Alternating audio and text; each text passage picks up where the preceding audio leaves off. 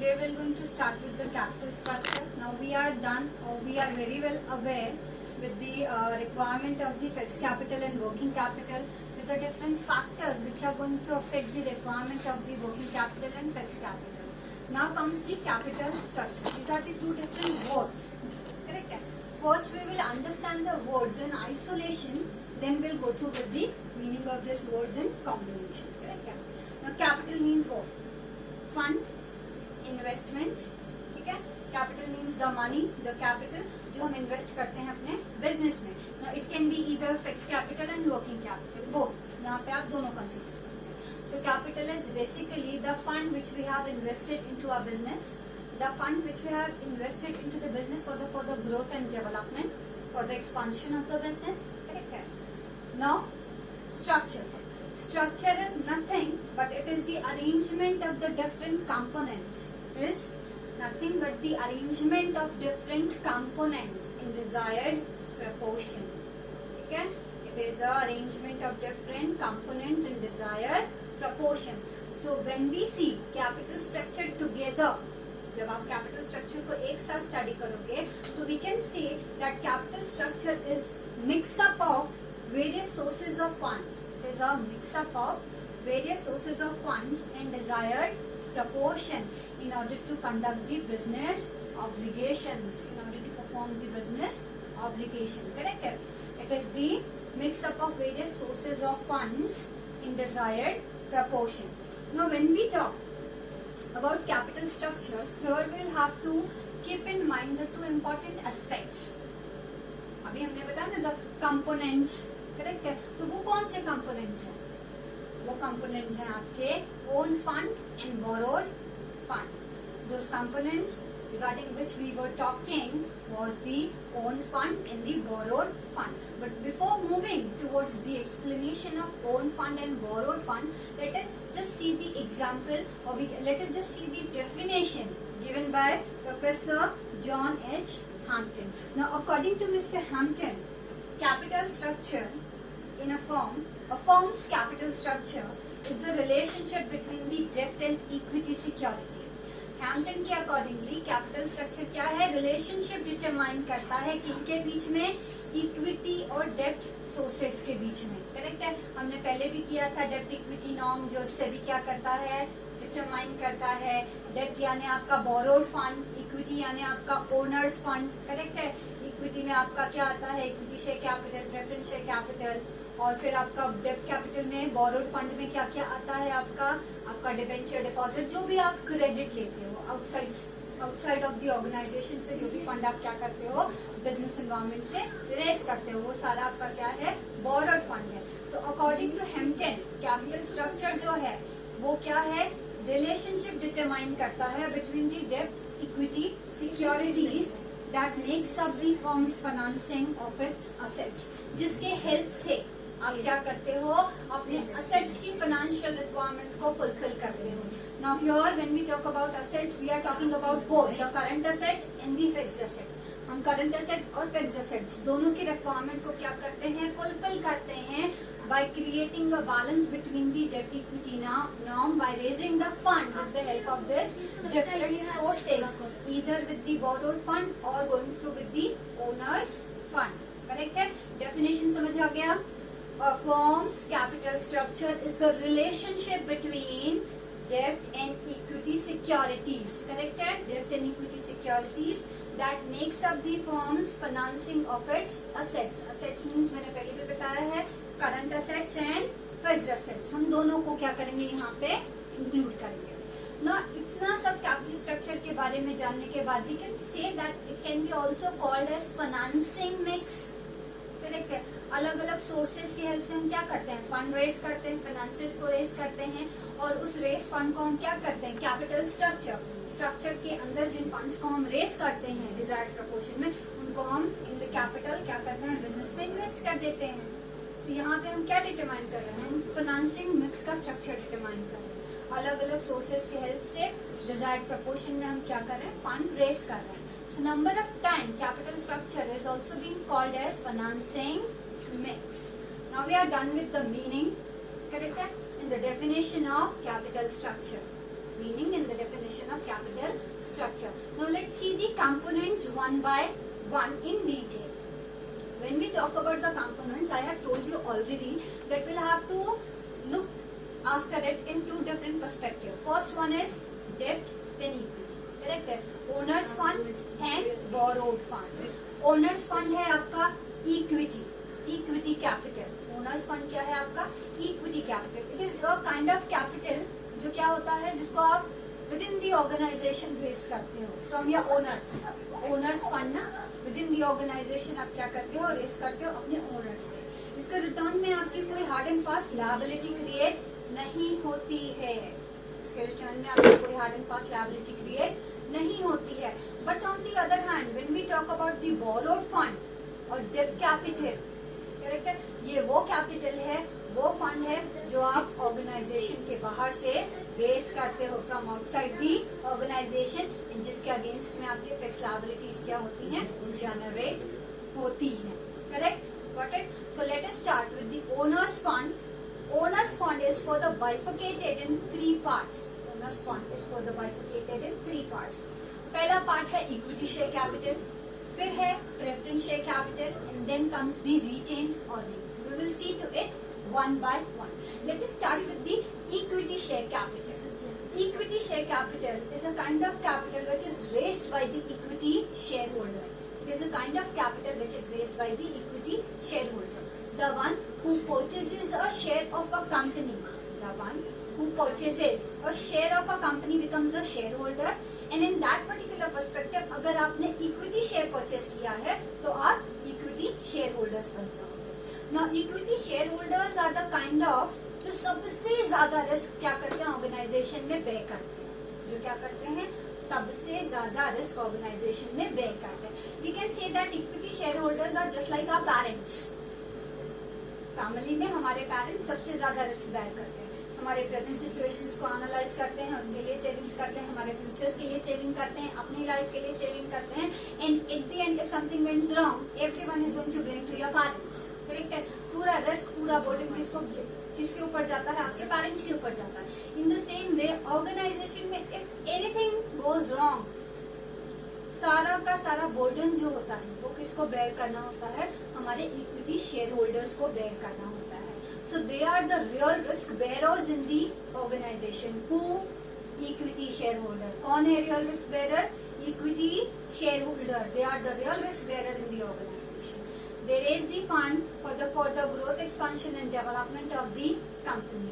Equity shareholder जब company, equity shareholders are the real risk bearers in the organization. Now the question comes when as an equity shareholder, when you invest your fund into the company, always we expect something in return from the company. So that return company gives us in the form of dividend. Whenever the company earns a profit, the part and parcel of profit after meeting all the obligation, part and parcel of that profit is going to be transferred to the equity shareholders in the form of dividend. Company अपने profit का part and parcel हमारे equity share holders को देती है in the form of dividend. ये dividend होता है reward for the equity share holders because they have shown the trust into the company and has invested their fund into the company as and when needed by the company. But जब question आता है dividend का, तो rate क्या होता है? Equity share holders के लिए कोई फिक्स प्रायर डिटरमाइंड रेशियो नहीं होता है. कंपनी जिस हिसाब से प्रॉफिट अर्न करती है उसके अकॉर्डिंगली रेशियोज क्या किए जाते हैं, डिटरमाइन किए जाते हैं. इसीलिए इक्विटी शेयर होल्डर्स की जब बात आती है, जब इनके डिविडेंड की बात आती है, तो एक सिंपल सा फंडा हम इम्प्लीमेंट करते हैं. High profit high dividend, low profit low dividend, no profit no dividend. Correct है? ज्यादा प्रॉफिट आएगा ज्यादा डिविडेंड मिलेगा, कम प्रॉफिट कम डिविडेंड. प्रॉफिट नहीं हुआ आपको डिविडेंड नहीं मिलेगा. At the time of winding up of the company पहले अपने क्रेडिटर्स को पे बैक करती है, then company gives the preference to the preference share holders and at last अगर कुछ बचा तो मिलता है इक्विटी शेयर होल्डर्स को. बट देन क्वेश्चन कम्स, जब इनको कोई प्रेफरेंस नहीं मिलता, इनका रेट ऑफ डिविडेंड डिटरमाइंड नहीं होता है, फिक्स नहीं होता है, तो why should we invest our fund into the equity share capital? Because when the company earns huge profit, आपको उस प्रॉफिट का एक बड़ा प्रपोर्शन मिलेगा विदाउट एनी लिमिटेशन, क्योंकि आपका रेशियो डिटरमाइन नहीं है ना. फंडा याद आ रहा है, high profit high dividend. Correct है? So the one who are ready to take the risk, वो इन्वेस्ट करते हैं इक्विटी शेयर कैपिटल में. That's why sometimes equity share capital is also known as the risk capital, and equity share holders are known as the real risk bearers of the organisation. Correct है. Now let's see. Now equity share holders की जब हम बात करते हैं तो they enjoy certain rights. अब आपको कहीं प्रेफरेंस तो मिल नहीं रहा है, तो बैलेंस करने के लिए कुछ दूसरे राइट्स आपको मिलते हैं. वो राइट्स क्या होते हैं? वो राइट्स होते हैं that you have the voting right, you have the voting power. Company का मैनेजमेंट डिटरमाइन करने में, कंपनी के डायरेक्टर्स को चूज करने में, कंपनी के इंपॉर्टेंट डिसीजंस में, हर जगह आपको क्या मिलता है? वोटिंग राइट मिलता है. That means if you hold the majority of the shares और if you influence the majority number of share holders, decision वही होगा जो आप चाहते हैं. दैट मीन्स कंपनी के हर एक डिसीजन का पार्ट एंड पार्सल आप होंगे with the help of your voting right. ये राइट प्रेफरेंस शेयर होल्डर्स को नहीं मिलता है. You have a right as a equity share holder to inspect the book of accounts of the company. आप company के book of accounts को inspect कर सकते हो. As an equity share holder you can demand for the copy of that particular book of account. At the time of appointing the auditors, company क्या लेती है? आपसे सजेशन लेती है. Without the prior permission of the equity share holder, company ना ही dividend declare करती है और ना ही कंपनीज कोई इंपॉर्टेंट प्लान्स एंड पॉलिसीज को क्या करती हैं? इम्प्लीमेंट करती हैं. क्यों? ऐसा क्यों? बिना आपके परमिशन के, बिना इक्विटी शेयर होल्डर के परमिशन के कंपनी कुछ भी क्यों नहीं करती है? Let me remind you once again, equity share holders are the owners of the organization. आप ओनर हो, बिना आपके परमिशन के कुछ भी नहीं होगा. If the company do so, it becomes their accountability towards you, then they are going to be held responsible for that particular decision personally. Correct है? So as a shareholder, as a owner, आपको ये क्या मिलता है? Preference मिलता है, ये special rights मिलते हैं as a equity share holders, जो आपके प्रेफरेंस शेयर होल्डर्स को नहीं मिलता. करेक्ट है? So we are done with the first part. Correct है? First part of the owners fund, that is equity share capital. Now let's just see the preference share capital. ये हमारे owner's fund का second part है. Preference share capital, name itself is a self explanatory. Correct है? इनको हर जगह क्या मिलता है? प्रेफरेंस मिलता है. इनको हर जगह क्या मिलता है? प्रेफरेंस मिलता है. But on the other hand इनका मार्केट वैल्यू जो होता है, इनका प्राइस जो होता है, एज कम्पेयर टू इक्विटी बहुत हाई होता है. इक्विटी शेयर्स की वैल्यू जनरली 1 रुपीज से स्टार्ट होकर 10 एंड सो ऑन होती है, depending upon the reputation and goodwill enjoyed bye the company. Preference share holders की वैल्यू स्टार्ट होती है 100 रुपीज से. इनकी वैल्यू स्टार्ट होती है 100 रुपीज से. आप कंपैरिजन देख सकते हैं. इक्विटीज की वैल्यू स्टार्ट होती है 1 रुपीज से, प्रेफरेंस की वैल्यू स्टार्ट होती है 100 रुपीज से. करेक्ट है? तो ये थोड़े से कॉस्टली होते हैं, but on the other hand ये सेफर इन्वेस्टमेंट होता है. ये क्या होता है? सेफ साइड इन्वेस्टमेंट होता है.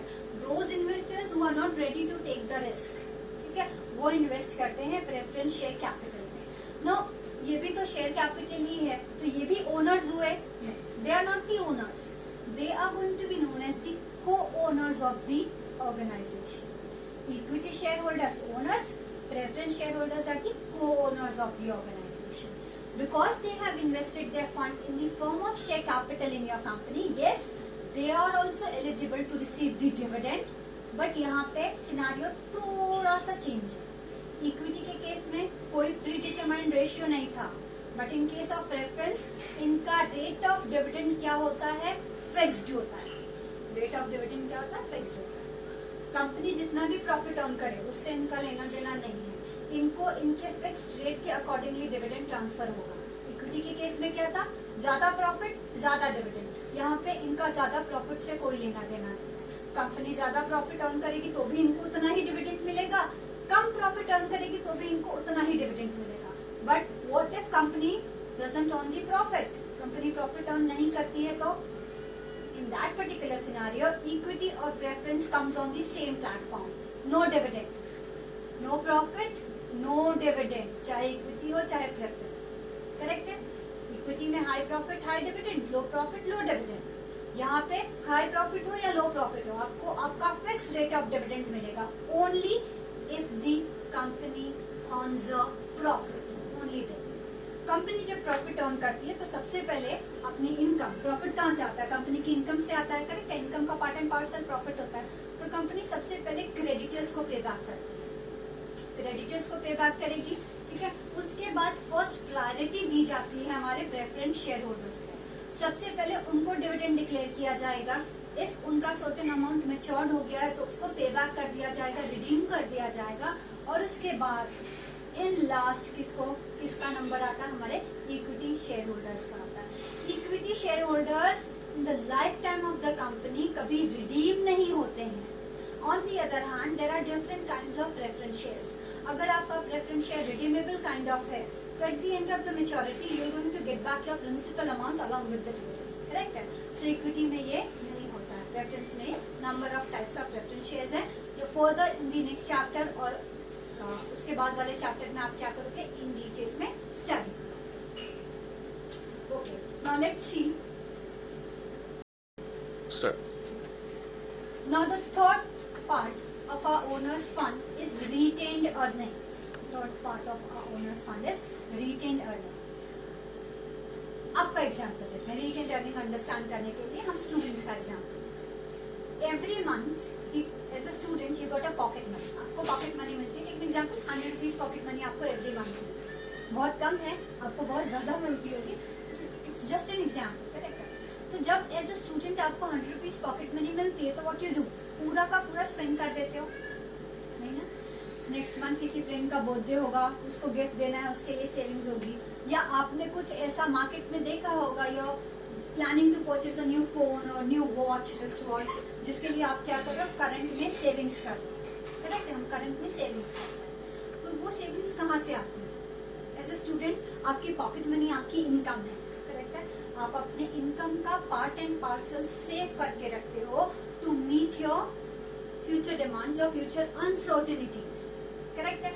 आपका बर्थडे आने वाला है, आपको फ्रेंड्स को पार्टी देनी है, पेरेंट्स जो पॉकेट मनी देंगे वो सफिशिएंट नहीं है, इसलिए आपने पहले से ही सेविंग स्टार्ट कर दी ताकि at that particular time of time आपको शॉर्टेज ऑफ फंड फेस ना करना हो। इन द सेम वे जैसे हम और आप सेविंग्स करते हैं, इन द सेम वे हमारी कंपनीज भी क्या करती हैं, सेविंग्स करती हैं।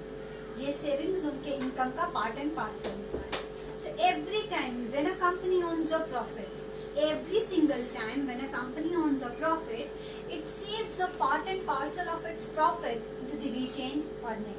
वो अपने प्रॉफिट का पार्ट एंड पार्सल क्या करके रखती है, स्टोर करके रखती है, सेव करके रखती है रिटेन्ड अर्निंग में। क्यों? To meet the future uncertainties, ठीक है, ताकि फ्यूचर में उनके plans and policies smoothly implement होते रहें, कोई भी बर्डन या हिंड्रेंसेस नहीं आना चाहिए उनके परफॉर्मेंस में फाइनेंशियली, ठीक है। They should be able to face any situation. आप किसी भी सिचुएशन को फेस कर जाओगे if you financially strong, if you financially sound, ठीक है। इसलिए कंपनी अपने प्रॉफिट का पार्ट एंड पार्सल क्या करती है, स्टोर करके रखती है, सेव करके रखती है रिटेन्ड अर्निंग्स में। सो रिटेन्ड अर्निंग जो होता है वो सबसे चीपेस्ट सोर्स होता है, सबसे चीपेस्ट और easiest, or we can say that it is the oldest source of raising the fund into the organization. Here we are done with the owners fund. We are done with the owners fund. Owners fund किसका part and parcel था?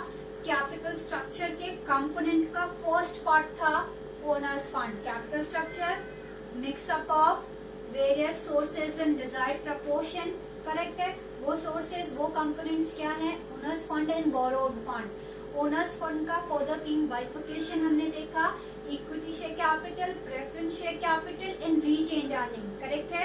Now let's सी और jump towards the second component of the capital structure. Second component of the capital structure that is the borrowed fund. Borrowed means क्या? आपने किसी से कर्ज लिया है, आपने किसी से उधार लिया है, और जब हम कर्ज लेते हैं, उधार लेते हैं, तो उसका एक फिक्स स्पेसिफिक ड्यूरेशन होता है जिसके बाद हमें वो उधार, वो कर्ज क्या करना होता है, रिटर्न करना होता है। Same ways it goes with the company. In order to meet generally in order to meet the short term requirement of the fund, companies क्या करती हैं, बोरोड फंड पे रिलाई करती हैं, डेट कैपिटल पे रिलाई करती हैं। Either you can say it a borrowed fund or the debt capital, both are one and the same thing. न बोरोड कैपिटल के अलग अलग बाइफिकेशंस है। इसमें इंक्लूड होता है आपका डिबेंचर्स, यहाँ आते हैं आपके बॉन्ड्स, यहाँ आता है आपका deposit, and then comes the term loan issued by the commercial bank and financial institution. We will see to it one by one. First we're going to see the debentures. Debentures are a kind of short-term loan. Debentures are a kind of short-term loan issued by the companies. यहाँ पे company zonal market से fund raise करती है debenture के form में, और जब company आपसे फंड लेती है तो कंपनी आपको प्रॉमिस करती है कि आपको वो एक certain rate of interest provide करेगी। Equity share capital, preference share capital के केस में रिटर्न्स क्या था? डिविडेंड था। रिटर्न क्या था? डिविडेंड था, because they are the owners and co owners, correct है।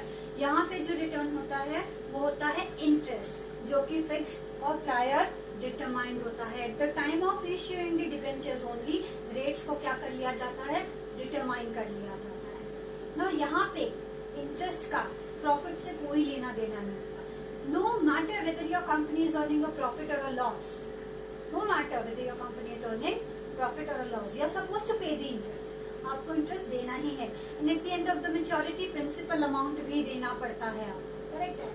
इसके अगेंस्ट में आप सर्टेन सिक्योरिटीज देते हो अपने इन्वेस्टर्स को। लेकिन एग्जाम्पल, अगर मैं एबीसी लिमिटेड कंपनी में 1 लाख रुपीज इन्वेस्ट कर रही हूँ इन दी फॉर्म ऑफ डिबेंचर, तो कंपनी मुझे डिबेंचर सर्टिफिकेट देगी। वो क्या होगा? एक्नॉलेजमेंट होगा दैट मैंने इस कंपनी में 3 महीने के लिए, जून जुलाई अगस्त के लिए क्या किया है? अपना फंड इन्वेस्ट किया है in the form of debenture, correct है। अब वो डिबेंचर सर्टिफिकेट इनफ नहीं है, करेक्ट है। हाँ, उस डिबेंचर सर्टिफिकेट में रेट ऑफ इंटरेस्ट मेंशन होगा, लेकिन एग्जाम्पल 7.5% का कंपनी मेरे को इंटरेस्ट दे रही है, ठीक है, वो भी मेंशन होगा। But along with that particular certificate company मुझे सिक्योरिटी देगी। क्या देगी? कंपनी मुझे सिक्योरिटी देगी। कंपनी अपने असेट्स का, ठीक है, कंपनी के जो भी असेट्स हैं उसमें से वो असेट जो 1 लाख वैल्यू वर्थ करता है वो मेरे पास क्या करेगी? मुझे in the form of security देगी। दैट मीन्स इन फ्यूचर अगर कंपनी मुझे मेरा अमाउंट पे बैक नहीं कर पाई, so I have a right to sell that particular part of asset of the company and to get back my money back along with the interest. आ रहा है आपको समझ में? ओनर्स फंड में ऐसा नहीं होता है, कोई सिक्योरिटी नहीं होती है। क्रेडिटर्स की जब बात आती है, डिबेंचर होल्डर्स कौन है? क्रेडिटर है, to whom you are supposed to pay back the principal amount and the interest in the future at the predetermined date, correct है। सो इसलिए यहाँ पे बिना सिक्योरिटी के आप फंड रेज नहीं कर सकते हो। Same ways it goes with the deposits, same ways it goes with the bonds, correct है। आगे फर्दर चैप्टर्स में आप डिबेंचर्स, बॉन्ड्स और डिपॉजिट्स के बारे में will going to study it in detail, the procedure, the provision, the meaning and the definition. अभी we are just going through with the summary of all this things. Now then comes the term loan. Term loan issued by the commercial bank and financial institution. Proper paper work complete करने के बाद, proper securities equivalent worth या उससे ज्यादा की mortgage करने के बाद बैंक्स या फिर फाइनेंशियल इंस्टीट्यूशंस आपको क्या करती हैं? एक fix rate of interest charge करने के बाद लोन ग्रांट करती है। Here we are done with the chapter number 1, that is corporate finance. We have seen the meaning and definition, importance of corporate finance.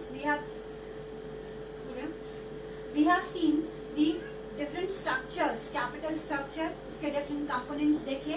हमने fixed capital देखा, हमने working capital देखा। Now it is a polite request to all the students watching this particular. It's a polite request to all students watching this particular video. Just go through with each and everything. Just go through with each and every video lecture. Just go through with each and every images. That means the content along with the explanation which I have shared to you. Because in the next week we are planning to keep the test of this particular chapter, where we are going to keep the objectives. Okay, MCQs रखेंगे. You are supposed to answer back give me back the answers of those MCQs. So start studying. If any doubts, feel free to text me or call. Thank you.